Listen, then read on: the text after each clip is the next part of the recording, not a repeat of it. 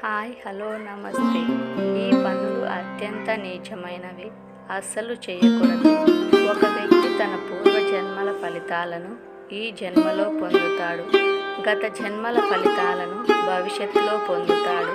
అందువల్ల ఒక మనిషి తన చర్యల గురించి ఎల్లప్పుడూ చాలా జాగ్రత్తగా ఉండాలి. లేకుంటే చనిపోయిన తర్వాత కూడా బాధపడాల్సి వస్తుంది. సత్కర్మలు చేయటం వల్ల మరుసటి జన్మలో కూడా మంచి ఫలితాలను పొందుతాము. చర్యలకు పాల్పడిన వ్యక్తి నరక యాతన అనుభవించాల్సి వస్తుంది. ఈ వీడియోలో చెప్పిన విషయాలను పాటిస్తే జీవితంలో ఆనందంగా సుఖంగా ఉండవచ్చును. స్వర్గానికి వెళ్ళాలంటే మనం చేయకూడని పనుల గురించి తెలుసుకుందాం. బంధువులను ద్వేషించటం, పెద్దలను అవమానించడం, తల్లిదండ్రులను బాధ పెట్టేవారు నరకంలో స్థానం పొందుతారు. దుర్మార్గులు, చెడు స్వభావం కలవారు, ఇతరులను హింసించేవారు నరకానికి వెళ్తారు. ఇతరులను బాధ పెట్టే వ్యక్తి ఎప్పుడూ సంతోషంగా ఉండలేడు. ఏదో ఒక రూపంలో బాధపడాల్సి వస్తుంది.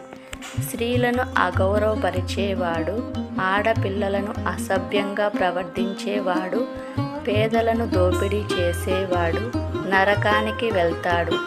స్త్రీలు, పిల్లలు, వృద్ధులను దుర్వినియోగం చేసే లేదా ఇలాంటి పాపపు పనులకు జీవితంలోనూ మరణాంతరము చాలా బాధలు పడాల్సి వస్తుంది. ఒక దుర్మార్గుడు తన మాటల ద్వారా, చెడు పనుల ద్వారా ఎల్లప్పుడూ మానసిక, శారీరక బాధలను కలిగి ఉంటాడు. మనిషి యొక్క ఈ దుర్గుణాలు అతన్ని నరకానికి పంపుతాయి. తన ప్రియమైన వారిని బాధపెట్టి ఇబ్బంది పెట్టే వ్యక్తికి నరకంలో స్థానం ఉంటుంది. అసూయ వారిని లోపల నుండి వారిని దహిస్తూనే ఉంటుంది. అలాంటి వ్యక్తి ఎప్పుడూ సంతోషకరమైన జీవితాన్ని గడపలేడు. అత్యాశ గల వ్యక్తిని ఎప్పటికీ ఎవరూ ప్రేమించరు.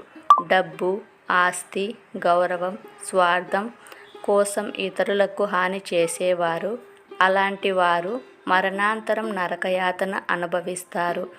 వారు బ్రతికి ఉన్నప్పుడు తన స్వలాభం కోసం ఎంతకైనా దిగజారుతారు. అలాంటి వారు జీవితంలో అనేక ఇబ్బందులను చూస్తారు. ఈ వీడియోలో గొప్ప విషయాలను గురించి తెలుసుకున్నాం. వాటిని పాటిస్తే జీవితంలో ముందుకు వెళ్ళవచ్చు. జీవితంలో విజయం సాధిస్తాము. ఈ వీడియోలో డబ్బు, బంధం, ప్రేమ, స్నేహం, చెడు పనులు, మంచి పనులు, ఇంకా చాలా అనేక విషయాల గురించి తెలుసుకున్నాం. ఇలాంటి మరెన్నో వీడియోల కోసం మన ఛానల్ని లైక్ చేయండి, షేర్ చేయండి, సబ్స్క్రైబ్ చేయండి.